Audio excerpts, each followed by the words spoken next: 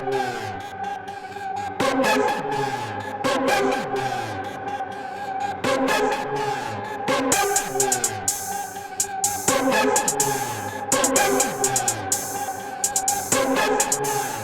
to the Daily Thunder podcast. I'm your host, Brandon Rabar, beat writer for dailythunder.com. Every week, we will have guests ranging from national sports writers and local reporters to OKC celebrities and Thunder staff and players. Our guest this week is the one and only Jerry Ramsey, a.k.a. TV's Jerry Ramsey. You can hear him every weekday from noon to 3 p.m. on 107.7 The Franchise. He's a franchise player, he's a producer, he's a Thunder postgame host, he's a Sooners pregame host, and he hosts his own podcast entitled The Intimate. As you'll find out later, he's also our new Daily Thunder podcast producer. Sorry, Rachel. We will talk all things All-Star break, including unveiling Jerry's picks for this season's Fall Stars on this week's episode of the Daily Thunder podcast. This is the Daily Thunder podcast, and I am joined by TV's Jerry Ramsey. How are you doing, Jerry? No, you're right. I'm annoyed. Just right off the bat. I am just completely annoyed. But not because of you. Right, to be clear. It's because of our producer, my producer, Rachel Jameson. I wish that it's an audio medium so they can't see the little bunny ear quotes. The producer, yeah. No, she's doing a bang-up job. I like how she opened and closed the door. That was awesome. For those that don't know, Rachel works at Magic 104, which is under the same umbrella. Yep, sister station. Of the franchise, 107.7, where Jerry Ramsey works. And so apparently Rachel's kind of a snob and doesn't hang out with you. No, at all. And you're like a big deal. And she's just like a weekend. Well, okay, first of all, and I see what you're doing here. First of all, she actually works in the radio medium. Right. So all you podcasters, just chill real quick. She's actually a qualified professional. I will give her that. But no, she works on the music side. Magic 104 has way better ratings than we do. And she hangs out with all the cool Magic Man and Kara and all those. Yeah, she's a total snob. Yeah, she's always telling me about hanging out with Magic Man, Jesse Stone, all those people. Yeah, those cool people. Yeah, they're like besties. Like literally walking in here, I'm just like, I looked her in the eye. I was like, I know who you are. Like, don't act like you don't know who I am. She was like doing that thing in high school where it's just like, hey, what's going on? Like, oh, God. Shh, if you ignore him, he'll go away. Not going away.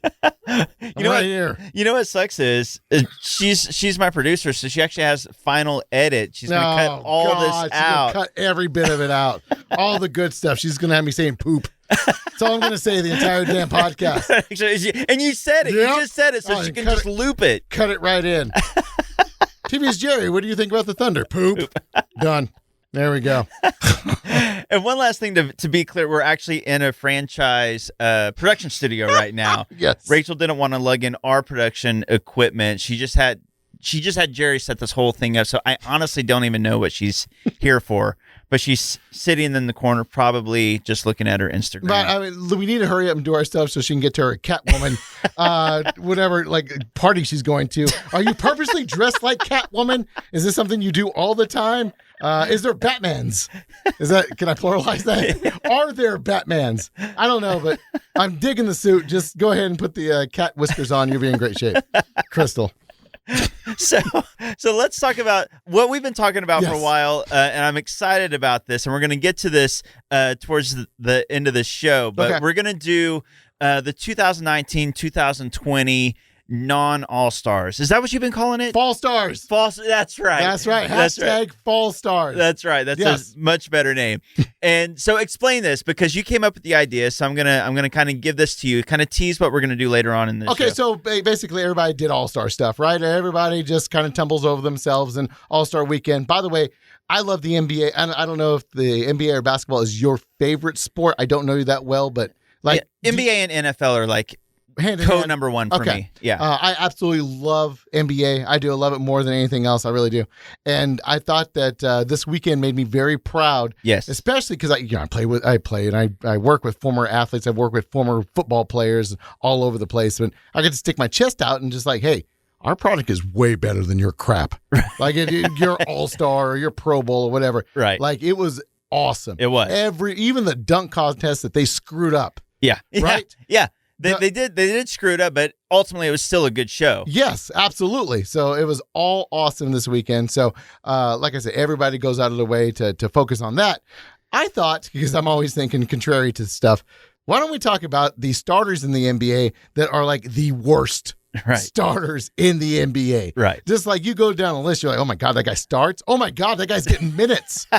And so I wanted to go down and basically find the worst starters in the NBA and put them together. I have them in point guard, shooting guard. I'm still position basketball. Yeah, me too. It's not front court, back court to me. I look at point guard all the way through center. Just like I tell my wife, I've been married a long time, but I still believe in positions. It's not positionless.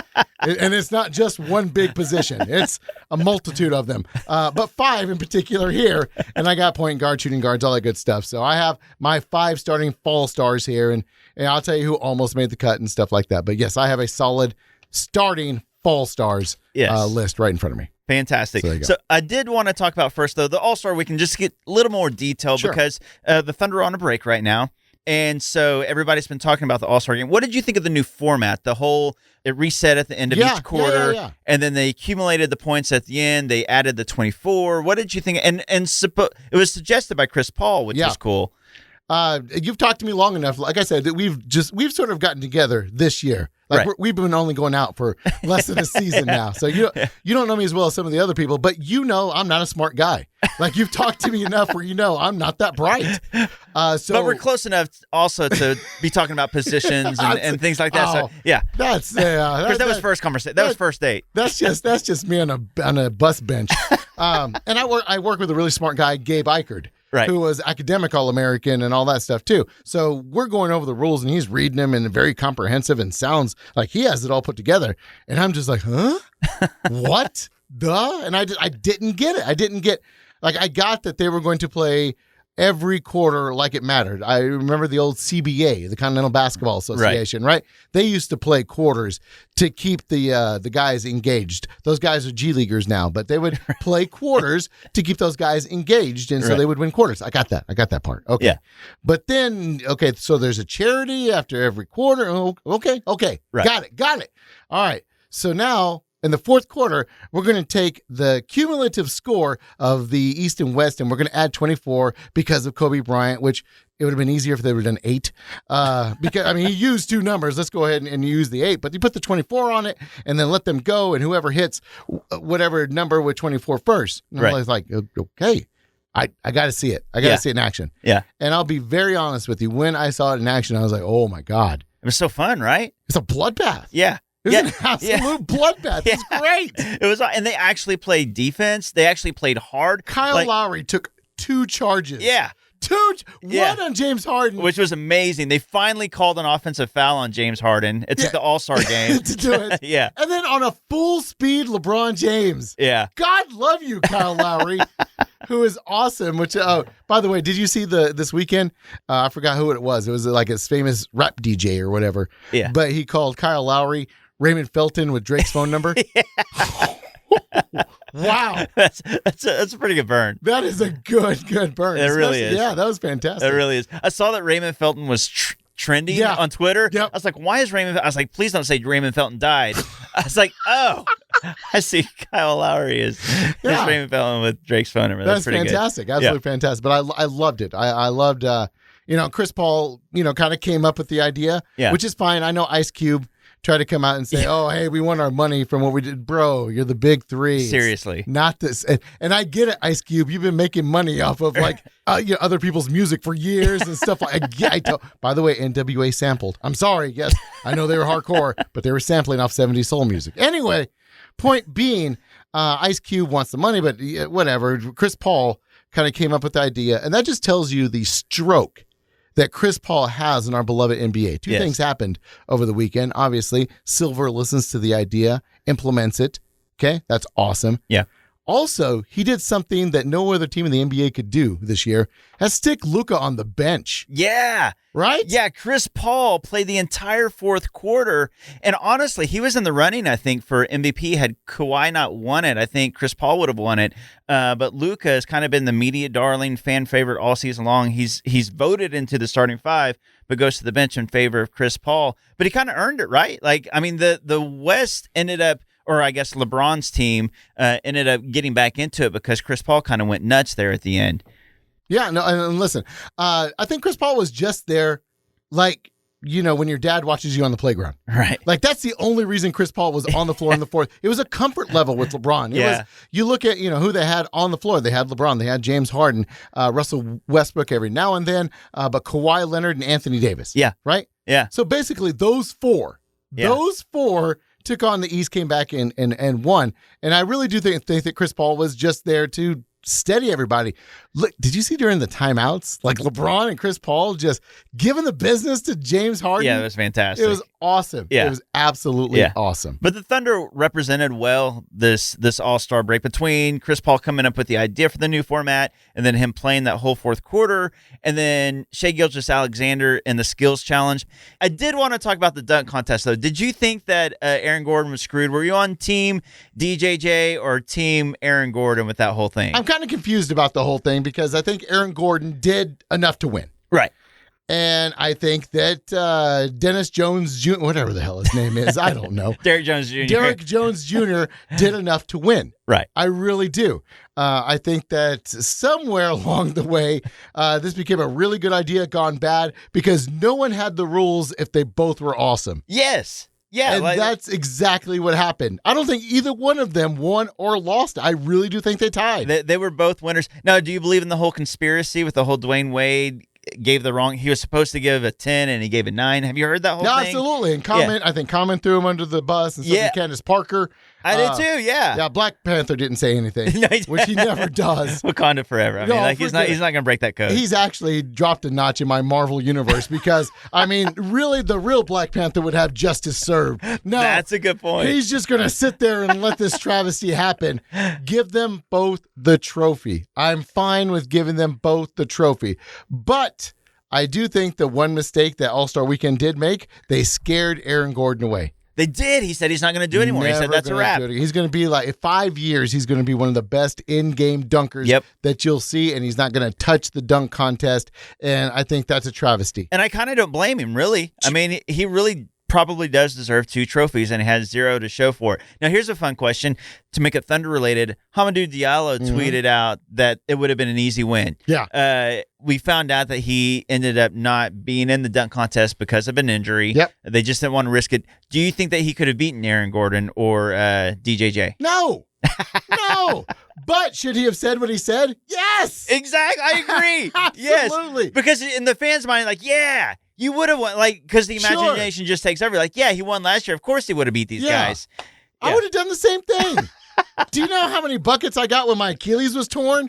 Oh, I was all over the place. I could have won anything. No, it's great. He did what he was supposed to do. You're supposed to, first of all, dunkers are like boxers. Yeah. Or like MMA fighters. They're very braggadocious. Like they're very, overconfident. They have to be, right? Yeah. Like, look what you're doing. You're defying physics. Yeah, I mean, you kind of have to have an ego to do that thing, right? Yeah. I can't do it, but if I did, I'd be talking about it a lot. I can't do it, and I'm still egotistical. I'm just saying.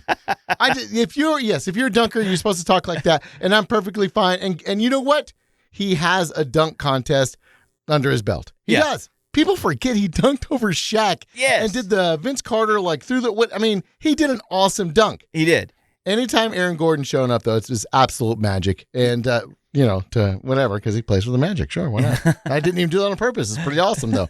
But anytime he shows up, and it's just going to be a damn shame that he's not coming back. Yeah. He's not. Sorry. One of the all-time best, and nothing to show for it. Yeah. It really does suck. Kind of ridiculous. Yeah, it really is. So, we've talked about All-Star Weekend. I think now let's unveil what the people are really here for. I've been looking forward to this. Jerry pitched this idea to me 2 months ago. So I've been waiting because he's been telling me he'll find me in an elevator at the Thunder games. Like, oh, I thought of a good one. You're never going to heard of this guy. I can't even pronounce this dude's name. I love the fact you say I find you in an elevator. No, bro, I just hang out in elevators. That's just what I do. I don't find you. I'm always there. So I basically, and whenever I say I did this research, I had my interns look up the worst starter on each team. Did Madison and Brady come out with this list? No, they're past that point. Okay. They've moved on. Okay, gotcha. I don't know if you're a wrestling guy, but these are my NXT guys that did this. Oh, Oh, yeah. Okay. Yeah, so yeah. There you go. Because Brady and Madison now have been, they're on SmackDown now. Yeah. So they're not NXT. They came from there. They've been promoted. Now they just do household chores for you. Yes. Yeah. Shout out to Madison Morris, by the way. One of the most loyal employees I've ever had in my life. She is awesome. But she's actually taking knitting stuff to my daughter right now. We actually paused the show so you can give the stuff to Madison. Because my daughter is taking a knitting class at church on a Wednesday. Come at me, bro. I live that life. Okay, so here we go.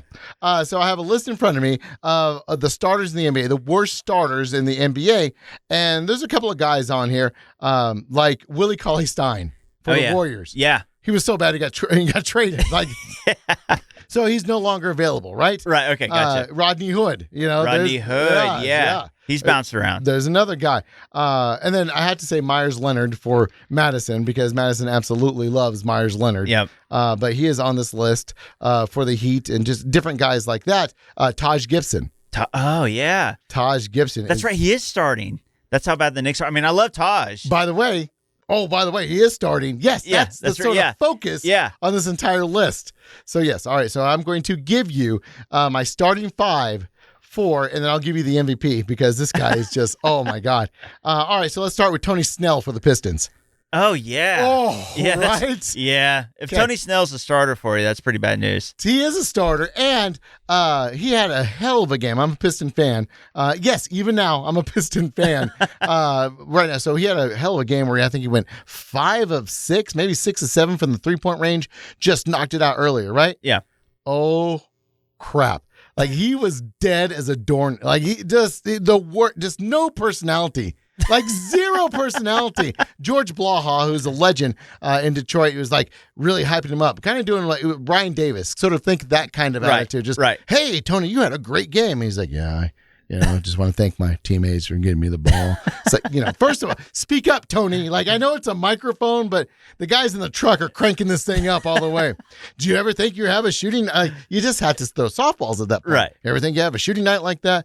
Oh, I just, you practice a lot and you get up and it's like, oh, God. I would cut the damn thing like in the middle of no, I do not want to talk to Tony Snell anymore. Tony Snell doesn't want to talk to me. I don't want to talk to him.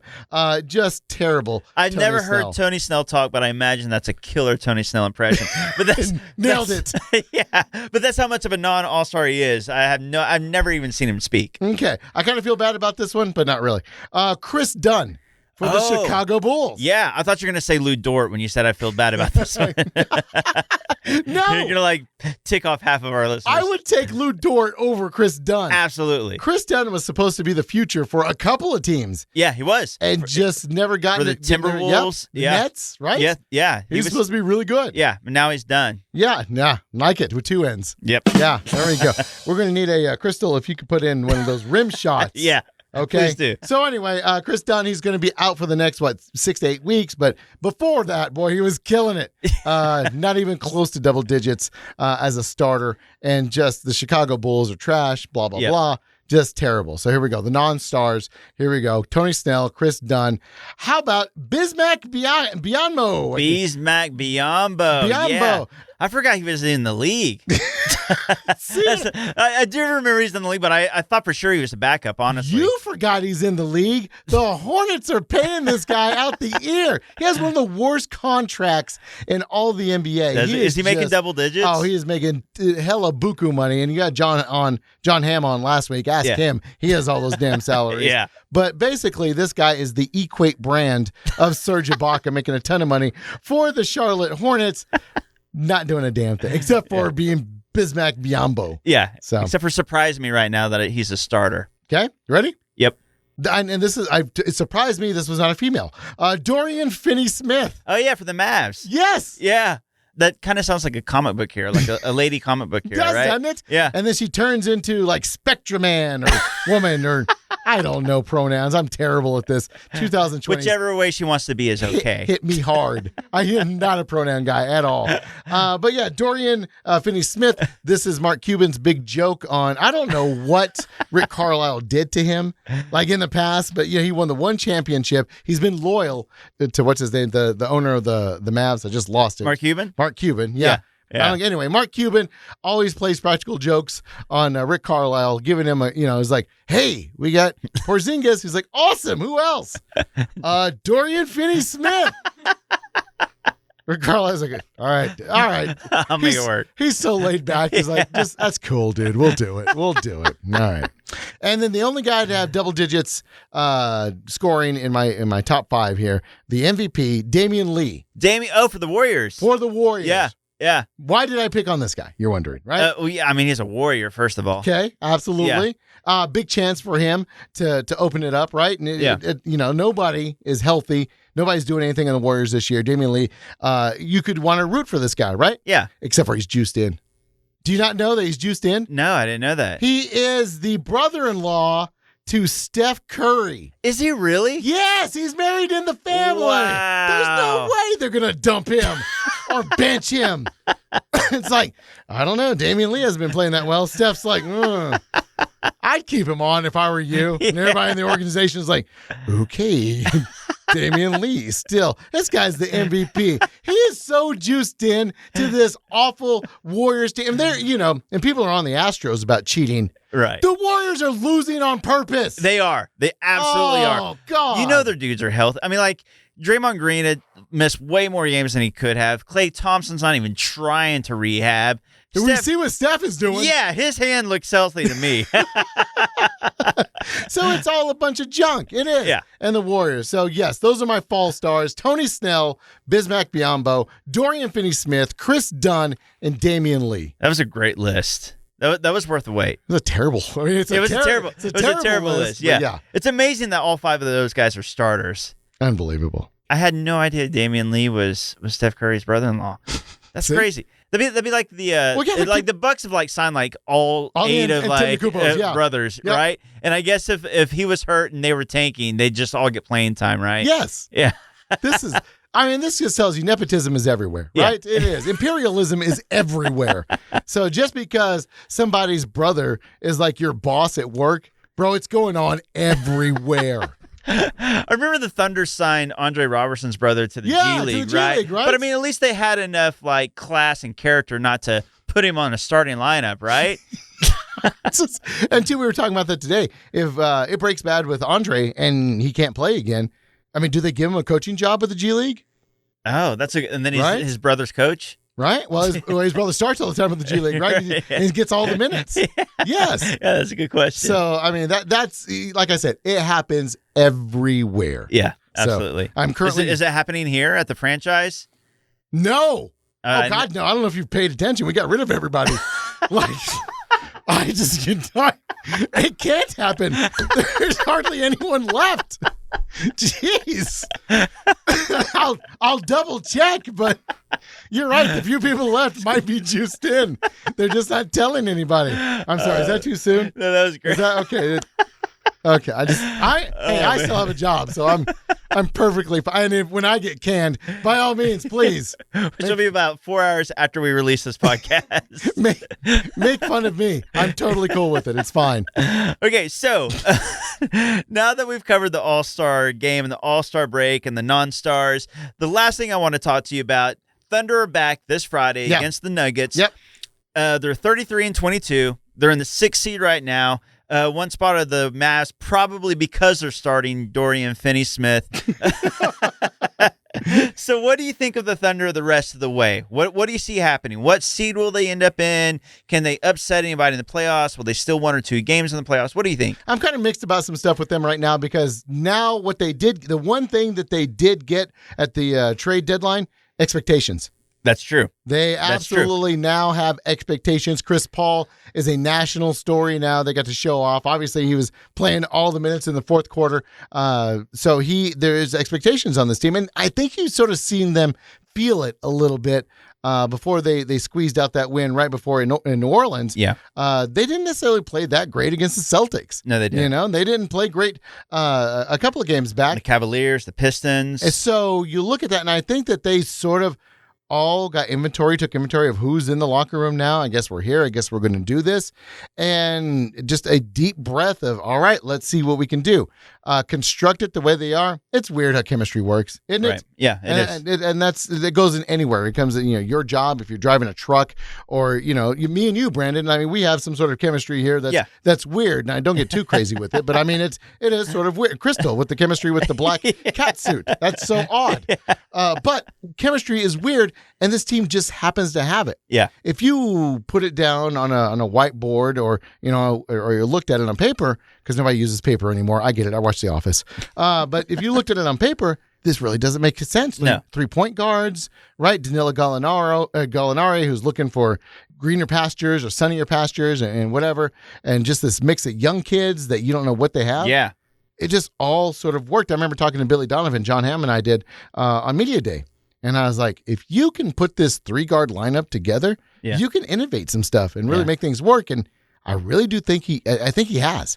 Yeah, I think that maybe he is kind of pioneering maybe something that other teams are going to start to emulate. Oh, they're going to copy it. Yeah, absolutely. Yeah, because you're seeing it with a team that's overachieving. I mean, they're playing better than their talent level. And like you said, a lot of that goes down to chemistry, but also this 3-guard lineup.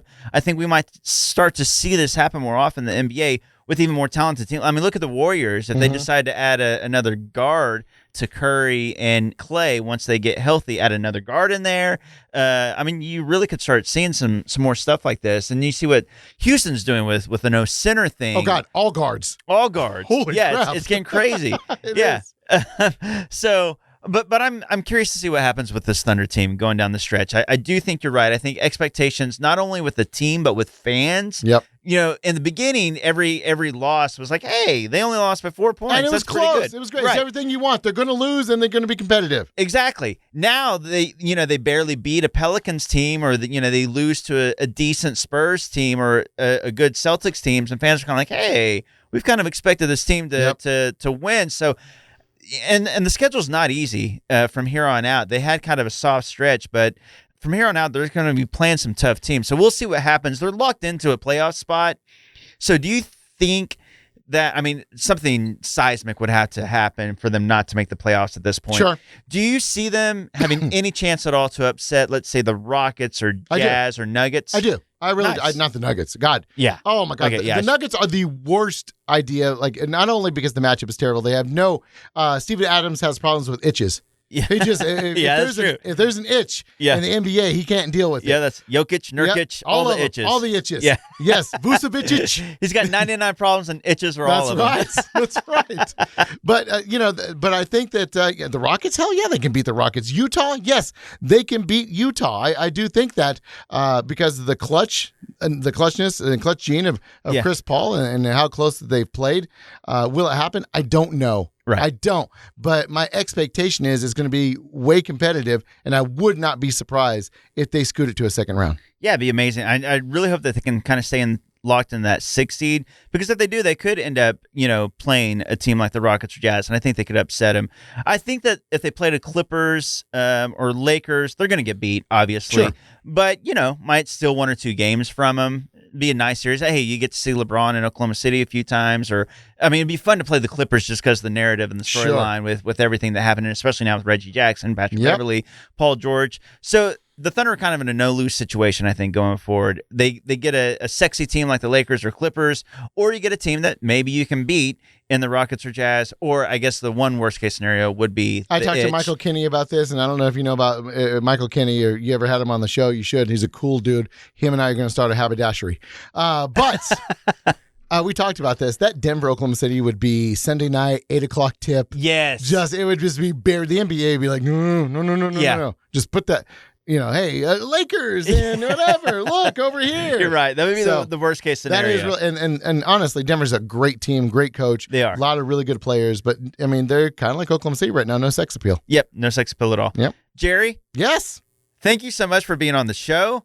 This was a lot of fun. Can you think of anything else? I have you, and I've waited for this moment, and now I have you. You've talked about our chemistry. We're in a small enclosed room. It is a little too close for comfort. That's fine though, because you guys don't have any equipment that you could have put out. That this would have been like in the boardroom would have been really awesome. But no, we don't have that. That's fine.